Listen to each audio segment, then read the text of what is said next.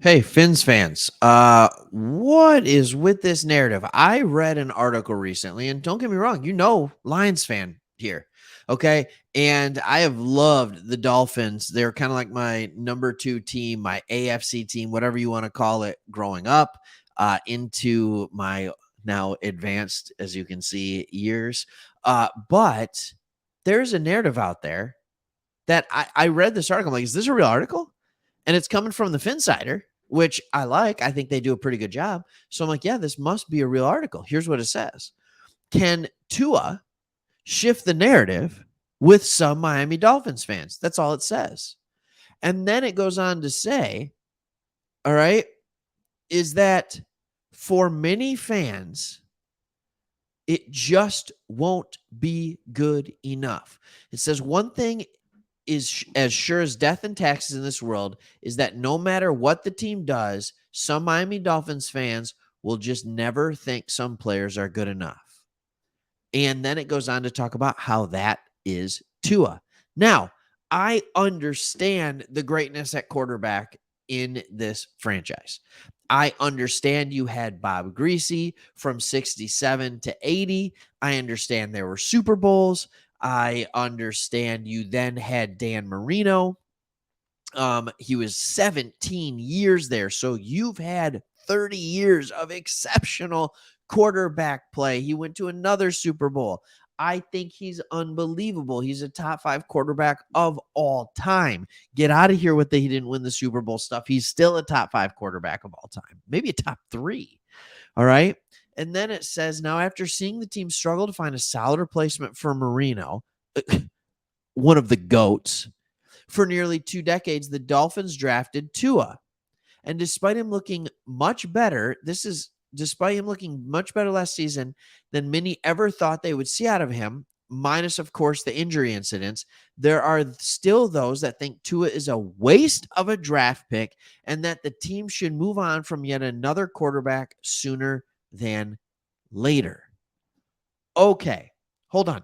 I understand the injury concerns. I get it.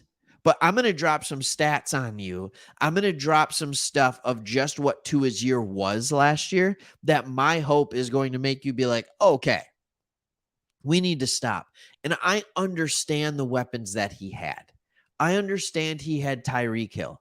I understand that he had Jalen Waddle. I understand all that. I also understand that he had an okay offensive line. I understand that he did not have a big time running game. There was speed at the running back position.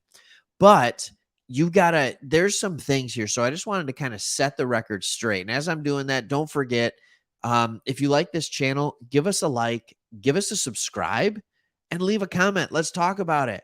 Are you one of the Dolphins fans who is sitting in the Tua will never be good enough camp? Let us know. Let us know you're here.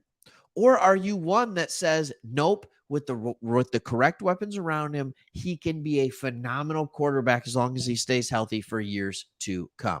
So I go to a few different places. Whenever I'm looking at quarterback, I go PFF. I just look at the stats. I love looking at the numbers. And then when I look at those, usually something stands out to me and I go one step further. So let's go with this process and you can follow along in my journey. So the first thing I did, and I can't share this screen with you because it's behind a paywall, but I went to PFF. And what I like about PFF is it doesn't matter if he was out multiple games for injuries because it is just an average of things. So his overall grade was an 82 and his passing grade was an 81.4. Good enough to be in good territory. Not elite, but very good. All right. So that was a solid thing. His touchdown to interception ratio is 3-1. It's not unbelievable, but it's definitely not bad. All right. So that's fine. He had 25 touchdowns passing. He had 400 attempts. He turned that into almost 3,600 yards. That's really impressive. It's really impressive. Okay, so then I just went and I looked at just the straight stats. Last year was his best year by yardage, touchdown, and all that kind of stuff. And I'll just share this with you. This is a very simple stat search. Okay. This is what Google will give you. And all Google's going to give you is completion percentage, yards, touchdowns, interceptions. Where he improved in drastically last year was yards. Obviously, there's more speed on the field per attempt, and touchdowns and rating, not completion percentage. I thought that was interesting. He's still hovering around that 65%. Actually, in 2021, he was an even better completion percentage. But then I started looking, I'm like 87.1, 90.1. That's like mediocre. That's not bad. And then I saw his QB rating right here, 105.5. I'm like, you know what? Dang, that's a pretty good rating. In fact, that's possibly the best rating I have seen. So then I just did a quick Google QB rating leaders, and this is what you find. Tua Tagovailoa had the highest passer rating in 2022 with a 105.5. That puts him just above Patrick Mahomes. And sure, there's some outliers in this, but for the most part, what you see is guys that had really good seasons. Tua, Patrick Mahomes, Jimmy G.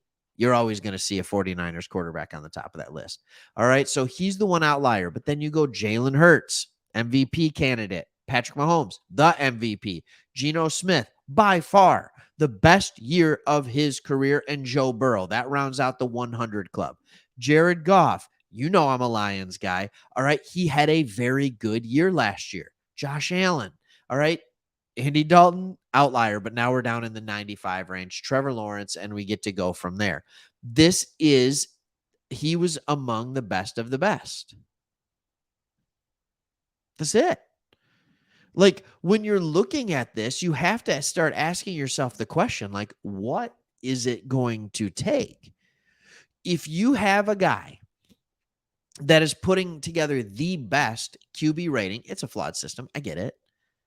He's definitely in the top 10 quarterbacks in the league, top 15, top 10, top 8, top 5, whatever you want to say.